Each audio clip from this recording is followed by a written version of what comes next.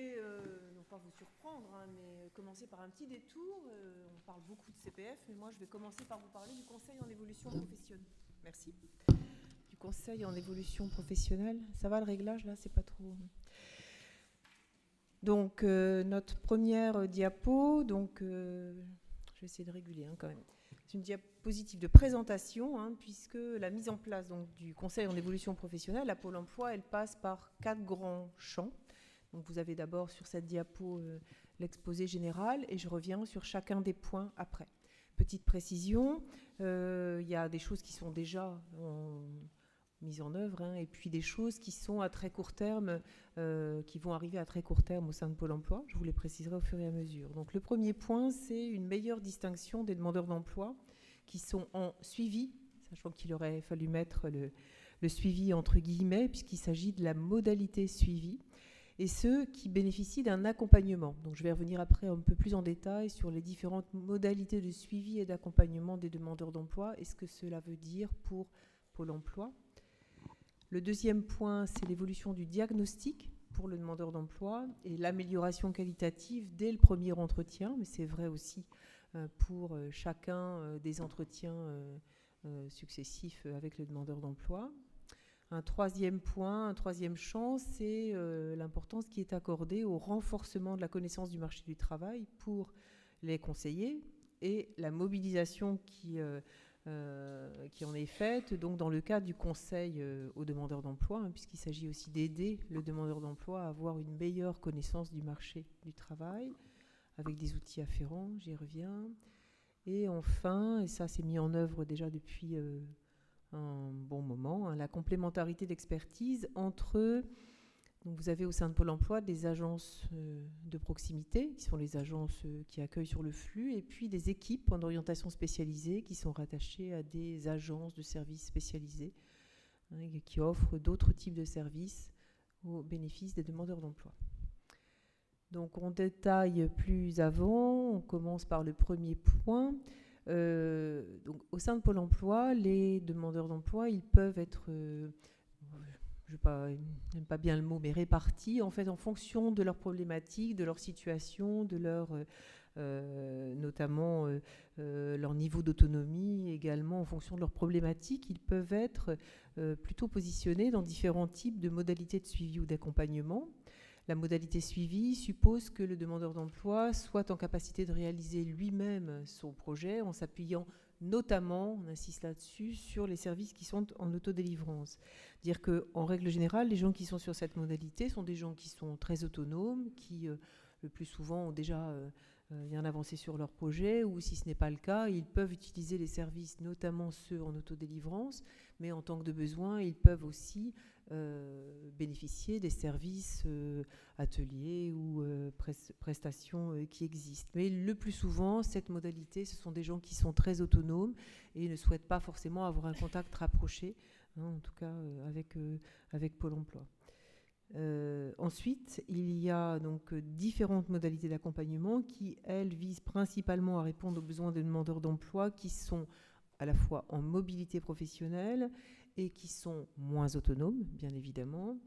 Et cette modalité, elle porte intrinsèquement les objectifs du conseil en évolution professionnelle. Donc là, je parle de plusieurs types d'accompagnement qui sont ce qu'on appelle, vous avez peut-être déjà entendu ça, l'accompagnement guidé, l'accompagnement renforcé, et puis l'accompagnement global, où on travaille avec d'autres prestataires lorsqu'il y a différents types de problématiques qui peuvent être repérés pour le demandeur d'emploi et qui nécessitent un partenariat entre différents intervenants.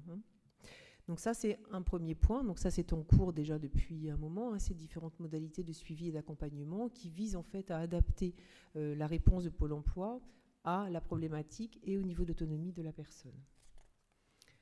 Deuxième temps, donc je le mets à très court terme, puisque dans notre offre de service, c'est prévu pour début 2016. Bon, néanmoins, c'est un travail qui est, depuis la mise en place du CEP, en cours, et donc en réflexion et aussi déjà en partie intégré dans les pratiques. Il y aura une évolution du diagnostic du conseiller qui est prévue. L'entretien sera centré donc dès début 2016 sur le projet emploi et ou le projet de formation et sera distinct de l'aspect rémunération. Aujourd'hui, comment les choses se passent-elles? Vous avez ce que l'on entend un EID, un entretien d'inscription et de diagnostic, qui pour une part traite d'abord de l'aspect rémunération, allocation à verser au demandeur et ensuite du projet professionnel de la personne. Donc il est clair que c'est peut-être pas... on n'est pas dans la même logique, ça je crois que tout le monde peut l'entendre. C'est sûr qu'autant sur l'aspect rémunération, il y a une réglementation à respecter, puisque donc c'est en lien avec une réglementation au vu de la situation antérieure du demandeur d'emploi. Autant l'aspect projet professionnel, projet de formation nécessite un diagnostic où on est peut-être moins en mode binaire, c'est moins strict au regard de la réglementation et donc on va être plutôt à ce moment-là dans la co-construction avec le demandeur d'emploi, à la fois sur la problématique au regard de l'emploi et ou de la formation et sur les pistes à trouver en termes d'ateliers, de prestations ou de type d'accompagnement à trouver. Autre point encore, donc, sur aussi ce qui a évolué dans notre offre de service, notamment avec la mise en œuvre du Conseil en évolution professionnelle, c'est une mise en perspective. Donc là, je vous reprends au départ donc ce qui relève du cahier des charges du CEP, qui précise que le Conseil en évolution professionnelle accompagne les projets d'évolution professionnelle en lien avec les besoins économiques existants et prévisibles dans les territoires. Ça a déjà été souligné par les précédents intervenants.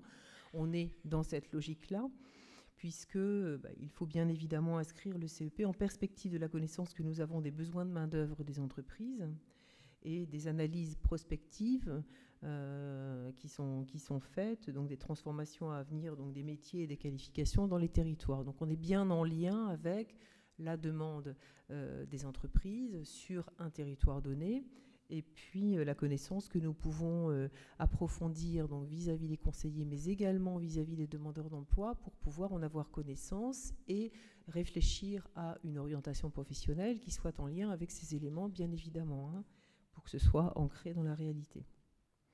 Enfin, il existe aussi au sein de Pôle emploi, ce sont peut-être des choses que vous avez déjà eues, dont vous avez déjà eu connaissance par ailleurs, mais qui permettent quand même de reposer bien la situation. Il y a une spécialisation de certains conseillers, et donc une articulation entre différents conseillers, ceux qui sont à dominante entreprise et les conseillers qui sont plus en charge de l'accompagnement des demandeurs d'emploi. C'est également une des conditions de réussite du Conseil en évolution professionnelle, dans la mesure où le travail auprès des entreprises réalisé par les uns sert et nourrit le travail réalisé par les autres vis-à-vis des demandeurs d'emploi, et vice-versa.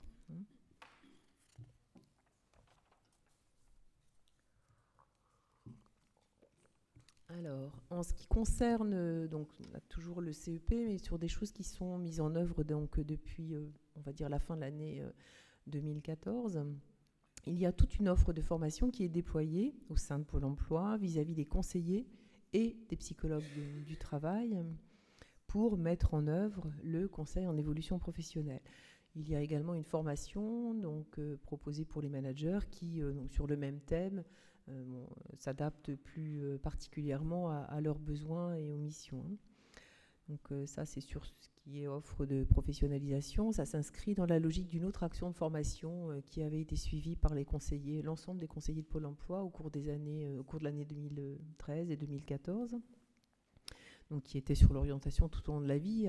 Un gros effort de fait pour que l'ensemble des conseillers, donc au niveau régional et au niveau national, vous voyez ce à quoi ça peut nous amener. Donc c'est vrai que c'est très lourd en termes des dispositifs de formation, mais c'était, je pense, utile et nécessaire.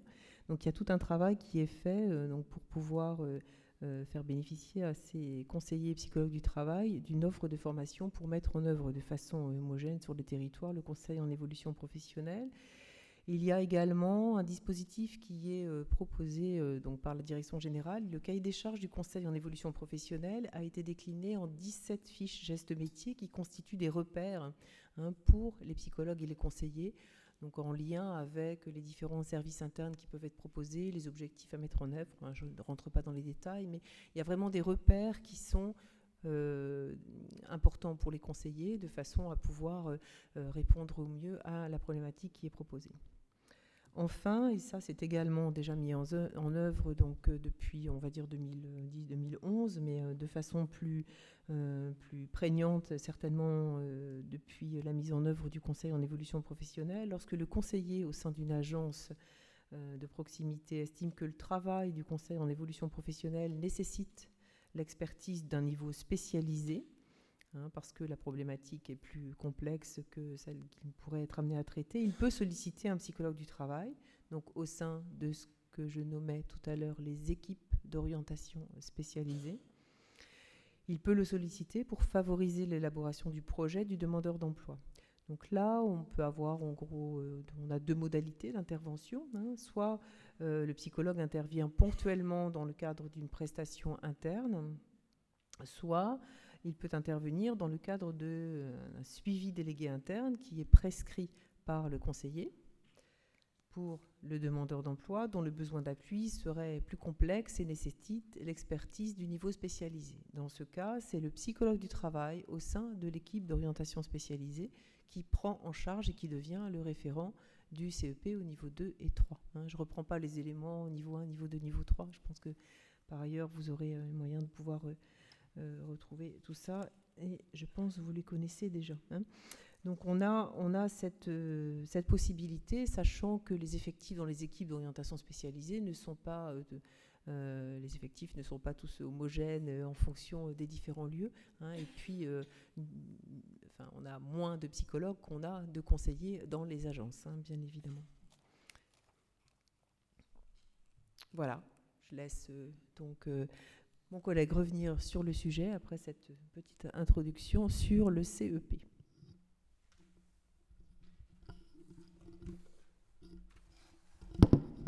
Merci. Bonjour, donc je suis Thierry Joubin, donc de la direction régionale de Pôle emploi. Je vais essayer de mettre un peu plus.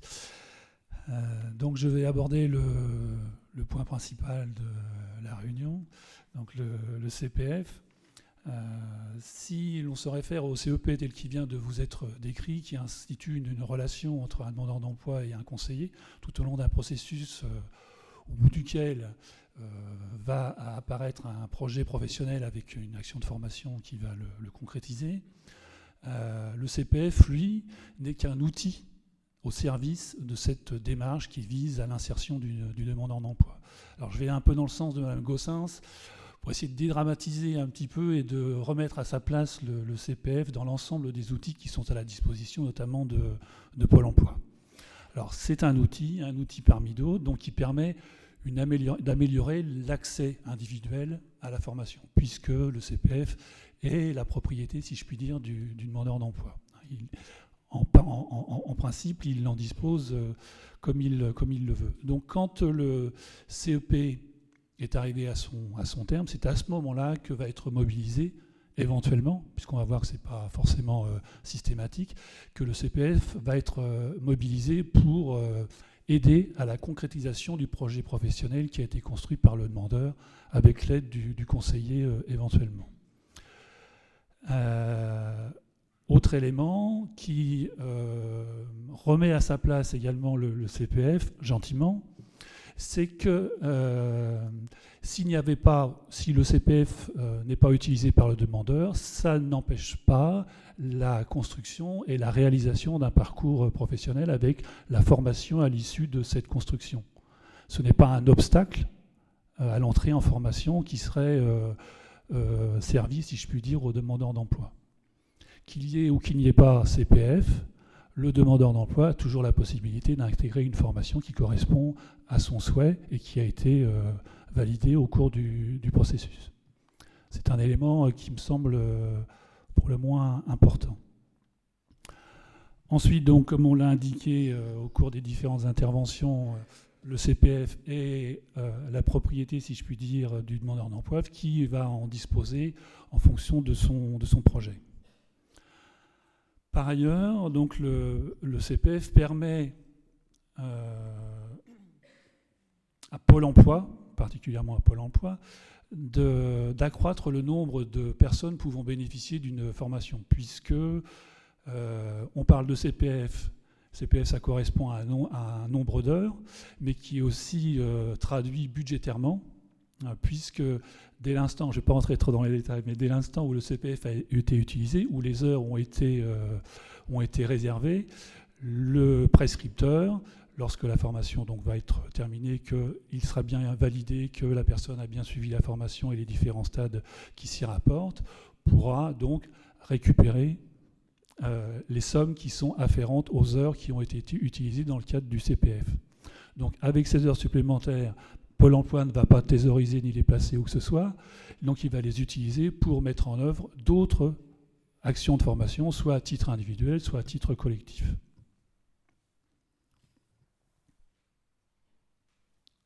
Oui, c'est ça. Donc la formation et le CPF. La mobilisation donc, du CPF, donc la règle principale, c'est que le demandeur d'emploi soit d'accord pour que ce CPF soit utilisé dans le cadre de la formation qui va le suivre. Je vais remettre mes lunettes. Donc elle est possible, donc, dès l'instant où l'action de formation fait partie d'une liste, donc je ne vais pas revenir sur les listes telles qu'elles vous ont été expliquées si brillamment, donc fait partie des listes de formation éligibles. Donc dès cet instant, le CPF peut, à l'initiative du demandeur, être mobilisé. S'il ne le souhaite pas, c'est toujours possible, donc le CPF ne sera pas mobilisé. Donc deux situations peuvent se présenter. Soit le nombre d'heures qui est disponible dans le cadre du CPF est suffisant et correspond, est égal ou supérieur au nombre d'heures de la durée de la formation. Dans ce cas-là, aucun problème. Le demandeur d'emploi va solliciter donc ces heures de CPF et à la suite de ça, donc ce sera sous forme d'AIF, puisque la plupart du temps ce sont des formations de courte durée, puisqu'on l'a indiqué tout à l'heure, 120 heures, ça ne permet pas de passer une licence, par exemple. Donc dans ce cas-là, bon, le projet du demandeur d'emploi est réputé validé. Le deuxième cas, bien évidemment, c'est lorsque le nombre d'heures qui est à disposition du demandeur dans le CPF n'est pas suffisant pour couvrir la durée totale de la formation. Donc dans ce cas-là, il y a abondement. Alors pour ce qui nous concerne, c'est abondement de Pôle emploi. Et dans ce cas, l'abondement de Pôle emploi n'est pas automatique. Il y a validation par le conseiller du projet qui a été construit par le demandeur d'emploi. Il y a le troisième cas qui n'apparaît pas là, mais dont on a parlé tout à l'heure, qui concerne donc les personnes qui n'auraient pas les documents nécessaires, qui ne pourraient pas faire valoir un nombre d'heures au titre du DIF. Donc il y a un abondement de la part du FPFPP. Et donc ces heures qui vont abonder le compte de CPF du demandeur ne le seront que dans la mesure où un projet et une action de formation auront été préalablement déterminés. L'abondement qu'on va appeler des partenaires sociaux n'est pas un droit, c'est-à-dire que le CPF n'est pas automatiquement abondé. Il faut qu'il y ait au regard une formation qui va être mise en place.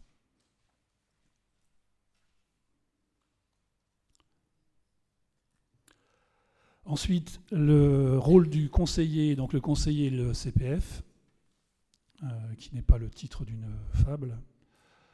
L'ensemble des conseillers ont ou vont bénéficier d'une formation qui vont leur permettre donc de pouvoir dispenser d'une part le CEP et également de pouvoir,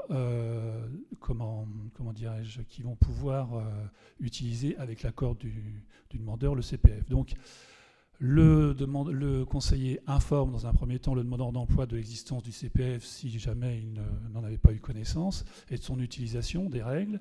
Il l'oriente vers le portail dédié si le demandeur n'a pas déjà créé son compte. Il l'accompagne pour activer et créditer le compte en question, donc les heures acquises au titre du DIF. Donc là, on est juste dans le cadre des heures qui sont transférées du DIF au CPF. Il informe le DE donc de l'éligibilité de la formation au CPF.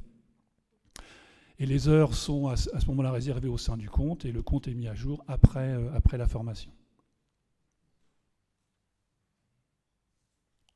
Donc cette information peut être donc dispensée par un conseiller de Pôle emploi. Ensuite, là, on rentre un petit peu plus dans le côté technique qui va peut-être pas expliquer, mais donner un éclairage particulier sur le travail qu'accomplit Pôle emploi. Alors, dans le cadre donc toujours du CPF et de l'éligibilité des formations à ce compte, ce que je n'ai pas fait, mais si l'on traçait le cheminement des formations et des inscriptions et qui passe donc par le CARIF, enfin donc on a vu ça tout à l'heure. Donc le Pôle emploi se trouve au bout de la chaîne, donc dépendant de l'ensemble des partenaires qui se trouvent en amont. Donc les organismes de formation, le CREFOR, voilà. Bon, tous ces gens de bonne volonté et qui accomplissent un travail remarquable. Donc après la validation, le conseiller recherche haute formation, qui est un applicatif propre à Pôle emploi, si la session de formation considérée est présente et est éligible au CPF. Alors, si l'on résumait, donc pour ce qui est de Pôle emploi, du moins dans l'immédiat, on a ce qu'on appelle les AIF, donc les actions individuelles de formation. Et puis les AFC, qui sont les actions de formation conventionnées, qui elles sont des actions de formation collectives. Voilà. Donc, pour que le conseiller sache si cette action qui est considérée soit dans le cadre de la formation individuelle, soit collective, est éligible au CPF, donc il regarde dans ce qu'on appelle dans le haute formation, dans l'applicatif haute formation. Et donc là, il voit si la formation est éligible et il peut donc en informer le demandeur qui choisit soit de mobiliser, soit de ne pas mobiliser son CPF. Et pour que le demandeur d'emploi puisse être inscrit donc, et entrer en formation, il est obligatoire que la session de formation soit présente donc, dans haute formation, ce qui permet de faire le lien entre le dossier du demandeur, de le compléter des informations nécessaires, et puis haute formation et la formation éligible au CPF. Donc j'insiste un peu peut-être lourdement, mais donc nous sommes un peu tributaires de tout ce qui peut se passer, en amont. Très bien, effectivement, c'est une forme de conclusion mais on y reviendra un petit peu tout à l'heure, effectivement, avec la présentation. Pleine d'espoir. Voilà, c'est ça, absolument. Et d'espoir, absolument aussi. Ouais. Donc, parmi les gens de bonne volonté qui sont les majoritaires dans cette salle, y aurait-il une ou deux questions? Il y a des bras qui se lèvent. Donc, n'oubliez pas de vous présenter, s'il vous plaît. Bonjour, Jean-Louis Vincent, Centre Bilan de Compétences, entre autres, et membre du SICFI, Chambre syndicale des formateurs consultants. Je n'ai pas entendu parler de l'articulation qui peut être faite entre le CEP et les bilans de compétences et les centres bilans de compétences. Est-ce un oubli ou est-ce qu'il n'y en a pas de prévu? Dans la loi, il est prévu que le CEP puisse indiquer ou proposer un bilan de compétences pour améliorer le travail qui pourrait être fait. Aujourd'hui, on a, nous, donc, dans le cadre du CEP, une prise en charge par les conseillers, une prise en charge, donc il peut être fait appel à des prestataires pour réaliser une prestation d'aide à l'orientation qui s'appelle Active Projet, que certains parmi vous connaissent. Donc il ne s'agit pas d'une délégation du CEP, enfin il n'y a pas de mission de délégation par le prestataire Active Projet pour réaliser le CEP. Mais c'est un appui, une prestation qui peut être réalisée donc dans le cadre du Conseil en évolution professionnelle. Voilà, sur la prestation bilan de compétences, ça fait appel à d'autres financements qui peuvent être utilisés. Nous n'utilisons pas le bilan de compétences. Mais oui, vous avez raison, mais bon, ça fait partie des choses qui sont au-delà du champ de Pôle emploi, bien au-delà du champ de Pôle emploi et du financement de Pôle emploi.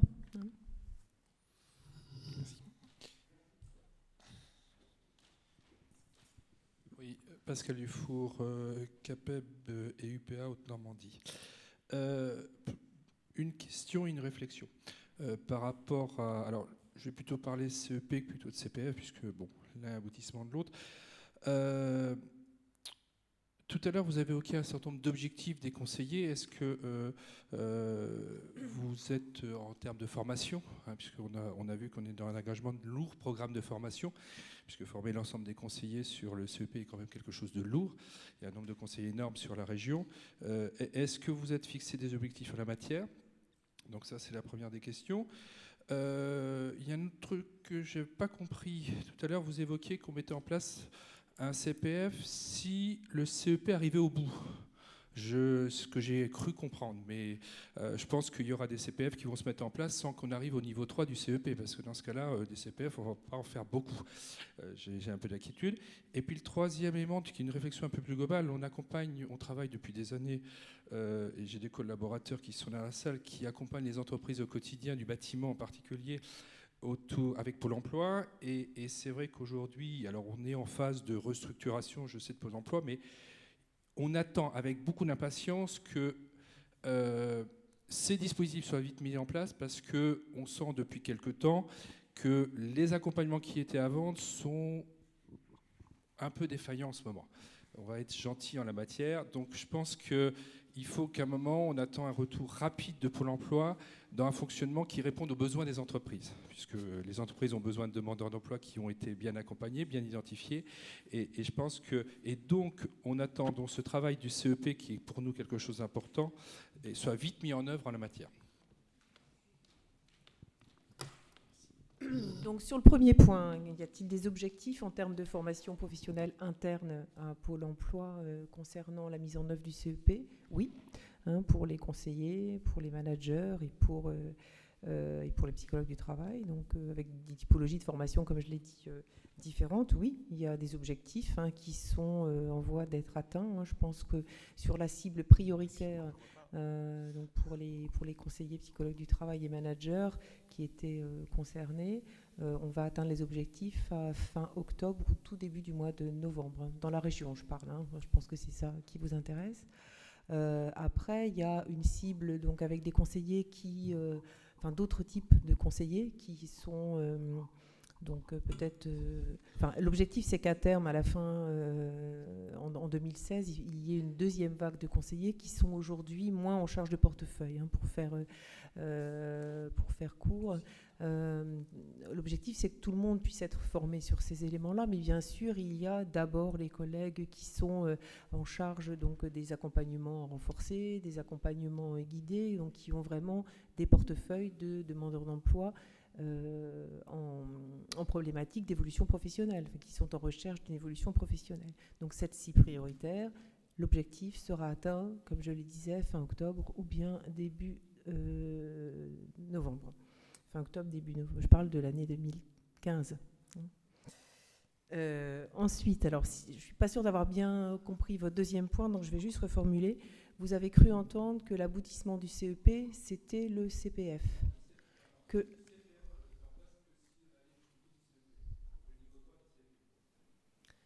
Alors,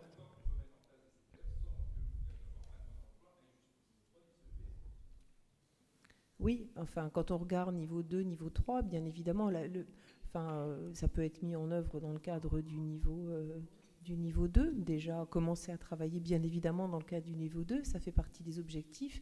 Et le niveau 3 étant plus axé sur l'ingénierie de formation, on va plus travailler là sur les différentes modalités de prise en charge financière du projet de formation. Est-ce qu'aujourd'hui, parce qu'on connaît un petit peu, parce que je suis aussi au Coparef, donc je connais bien les listes,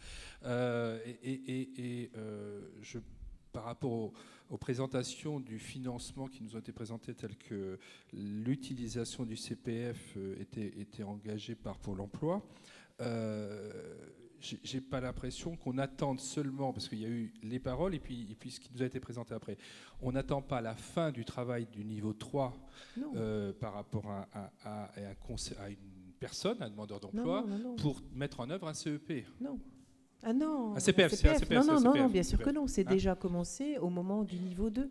Après, par exemple, en fait, si on se situe simplement sur le niveau 3, on pourrait tout à fait imaginer un demandeur d'emploi qui s'adresse à Pôle emploi avec déjà un projet tout bouclé. Il est déjà venu voir plusieurs organismes de formation. Il a déjà un projet abouti.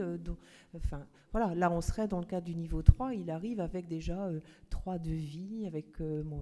Et puis, il est déjà allé regarder, c'est sur des listes éligibles. Bon, voilà, le cas de figure, on va dire... Voilà, vous parlez de cas de figure idéal quand même. Cas de Je figure... suis pas sûr que... Non, mais bien sûr, je vais Pas jusqu'au bout du idéaliser la raisonnement. situation quand même, elle n'est pas si Donc, idéale la que ça. majeure partie des personnes arrivent dans le cadre du niveau 2 du CEP avec des projets professionnels encore en cours de construction, des projets formation dont ils souhaitent discuter. C'est la majeure partie des accompagnements qui sont en cours à Pôle emploi.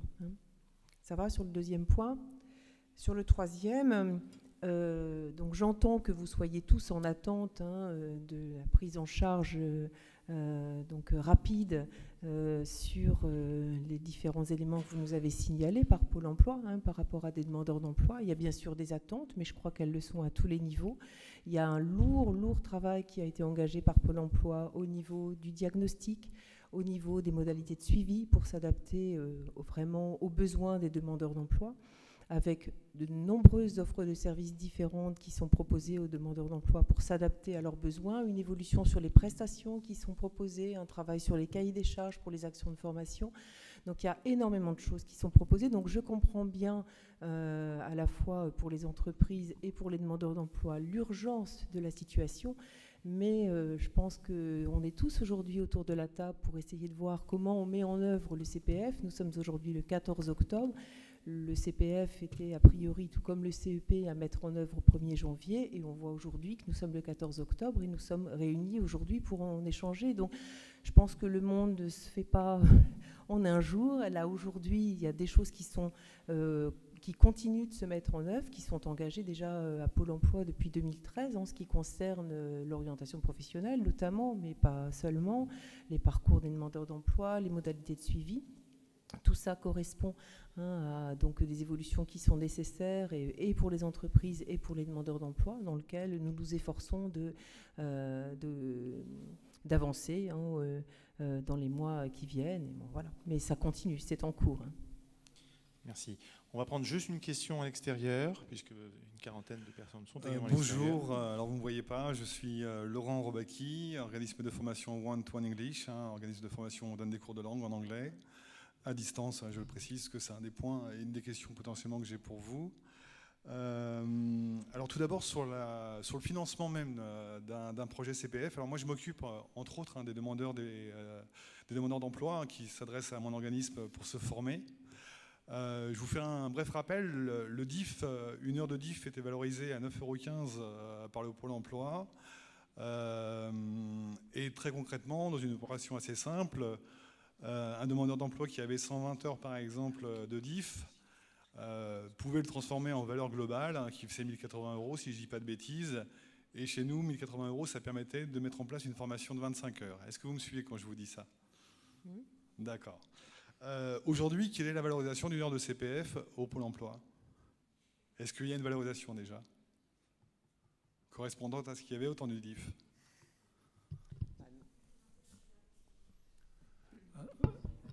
Oui, enfin, tout dépend en fait de la nature de la formation, mais on est plus, pour ce qui est de la relation du demandeur d'emploi avec la formation, pour ce qui le concerne, c'est un nombre d'heures. C'est pas un financement. Le financement, lui, concerne le prescripteur, si je puis dire. Si la formation, s'il a 120 heures sur son CPF et que la formation dure 500 heures, donc il y a 120 heures qui vont être prises sur le CPF du demandeur, et puis les autres heures, elles vont être abondées par Pôle emploi, dans le cadre d'un demandeur d'emploi, et le financement sera intégralement pris en charge par Pôle emploi. Ensuite, il y a donc, si je puis dire, le remboursement du coût de l'heure, c'est-à-dire 9 € pour le coup, qui seront remboursés ensuite à Pôle emploi à l'issue de la formation. Mais là, on est bien c'est pas une relation financière qui existe entre le demandeur d'emploi et l'organisme de formation, c'est bien un nombre d'heures qui... J'entends bien que les finances sont importantes pour les organismes de formation, et pour le coup, puisqu'il y a abondement, quoi qu'il arrive, et que dès l'instant où le projet reçoit l'aval du conseiller, le financement va être pris en charge par Pôle emploi. Donc il n'y a pas, a priori, d'inquiétude à avoir pour ce qui est de l'organisme de formation, à savoir est-ce que je vais ou je ne vais pas être rétribué à hauteur du service rendu. Là, c'est la question pour le demandeur d'emploi. Pour le demandeur d'emploi, elle ne se pose pas. Il y a engagement. Si la formation est engagée, il y a l'engagement, pour ce qui concerne Pôle emploi, l'engagement de Pôle emploi à prendre en charge le coût de cette formation. Et on ne va pas annoncer à la fin de la formation qu'en fin de compte, pour X, Y raison, Pôle emploi ne serait pas en mesure de financer la totalité de la formation. Je ne sais pas si j'ai... Je crois que la réponse est entendue. Je comprends en tout cas la logique de votre réponse. Mais ma question qui vient ensuite est directement liée. Le principe du CPF indique également qu'un demandeur d'emploi ou un salarié, d'ailleurs peu importe, a la possibilité de mobiliser ses heures et mettre en place un projet de formation sans demander l'autorisation, en l'occurrence, à son employeur s'il est salarié ou au Pôle emploi s'il est demandeur d'emploi, dans la mesure où il a suffisamment d'heures. Mais cette notion de suffisamment d'heures, si elle n'est pas valorisée, comment que ça se passe ? C'est-à-dire que globalement, aujourd'hui, j'ai un demandeur d'emploi qui souhaite faire une formation avec nous de 30 heures. Il possède largement les 30 heures sur son compte. Est-ce qu'il peut monter ce projet sans vous demander votre avis ? Donc la réponse est oui. Donc je reprends votre exemple. La formation dure 30 heures. Il a suffisamment d'heures sur son CPF. Il vient voir un conseiller Pôle emploi. Donc Pôle emploi financera la formation. Donc dans ce cas de figure-là, précisément, puisque Pôle emploi n'a au regard des heures rien à dire. La personne souhaite utiliser son CPF pour financer ses heures, il a les heures disponibles. Donc la formation sera accordée, même si en théorie le conseiller ne serait pas d'accord, par exemple. Donc là, le conseiller n'a pas à donner son accord pour l'utilisation du compte personnel de formation pour ce salarié.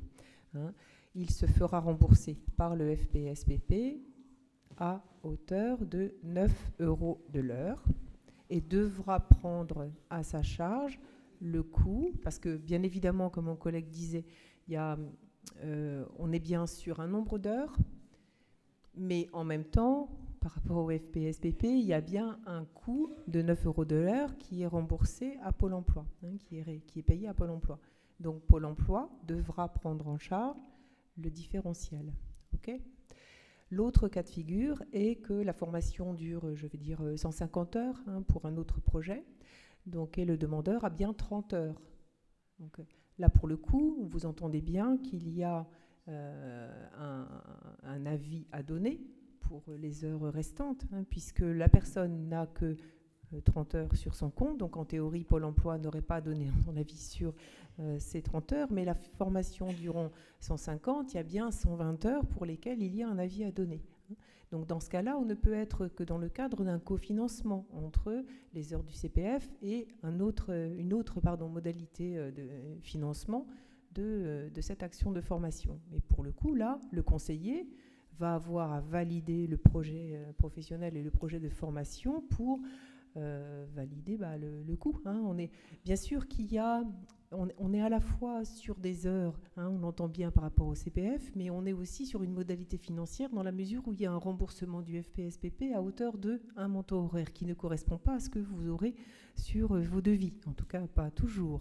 Donc voilà, là pour le coup, dans le deuxième cas de figure, il est clair que Pôle emploi aura à donner son avis puisqu'il faudra trouver une mesure. Alors on imagine la aide individuelle à la formation pour ce demandeur d'emploi pour cofinancer les 120 heures qui sont en lien avec les 30 heures du CPF. Merci pour ces précisions. On va avancer. Je donne la parole à Marc Le Sueur parce que c'est un opérateur également présent. Très très rapidement, Marc, où on en est au niveau de l'APEC. Pour laisser le temps aussi. Oui, je vais aller vite. Bonjour. Donc, concernant l'APEC, on est un des 5 opérateurs sur l'intervention sur le CEP, avec une caractéristique particulière de l'APEC, c'est que nous ne sommes pas financeurs de formation, contrairement à d'autres opérateurs.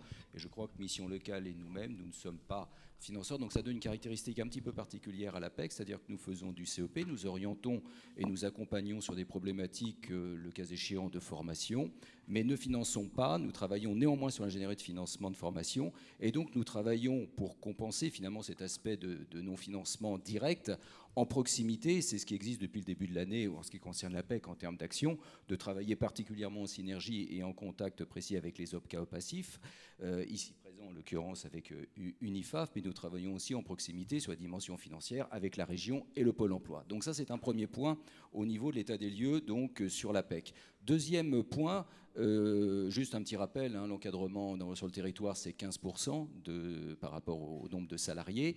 Et la caractéristique de ce public, c'est d'être des personnes qui sont relativement diplômées déjà et relativement autonomes. Donc ce qui veut dire qu'une grande partie des publics sur le CPF qui sont en autonomie ne passent pas nécessairement toujours par l'APEC et vont solliciter le CPF, sachant qu'une grande partie des problématiques de formation ou des besoins de formation sont souvent des formations courtes, sont souvent des formations du type langue, on en parlait tout à l'heure, du type informatique, du type numérique, du type management, gestion de projet. J'arrête là, mais pour vous donner un petit peu le panel des besoins que nous identifions par rapport à ces publics, souvent ils se débrouillent, ils sont en contact avec leur OPCA, et pour peu que ces formations soient conformes avec le dispositif dont ils ont pour un certain nombre d'entre eux, ces fameux 120 heures du DIF transformés en CPF, ils sont relativement autonomes. En revanche, lorsqu'on a affaire à des publics dont le financement CPF ne suffit pas, qu'il faut monter sur des systèmes de cofinancement, nous les rencontrons. Et nous rencontrons aussi, au titre du CEP et notamment du CPF, sans que ce soit systématique, hein, c'est-à-dire qu'à l'APEC, CEP n'est pas égal à CPF, hein, CPF n'est qu'un élément de réponse dans le cadre d'un CEP. Nous avons aussi des publics qui, dans le cadre de reconversion professionnelle, dans le cadre d'acquisition de formation, de diplôme par rapport à l'expérience, ont besoin de formations plus longues. À partir de ce moment-là, on intervient plus particulièrement pour pouvoir accompagner ces personnes au titre de ce deuxième champ de formation. Enfin, pour terminer, en ce qui concerne l'état des lieux aujourd'hui, sachez que sur l'APEC, puisque je représente l'APEC au niveau de la région Normandie, nous avons des consultants, et notamment un consultant dans la salle, Antoine de Flacieux, qui, coucou, c'est bien Antoine, qui est présent. Donc on a un consultant dédié sur le champ de la formation pour apporter des réponses précises. Et sachez que par extension, l'ensemble des consultants donc sont sensibilisés sur la solution formation au travers du CEP quand ça se présente, et de façon systématique, dès qu'on a un cadre en accueil, on s'assure qu'il est bien ouvert son compte personnel de formation, qu'il sait l'utiliser, enfin qu'il est bien en relation directe, de manière à faire baigner cette culture de la réponse ou de la solution formation, le cas échéant, dans le cadre de l'évolution professionnelle et de la sécurisation des parcours professionnels, champ sur lequel on a toujours été et qu'on est de façon plus précise aujourd'hui en tant qu'acteur du CEP. Donc voilà ce que je peux vous dire à chaud sur cette spécificité.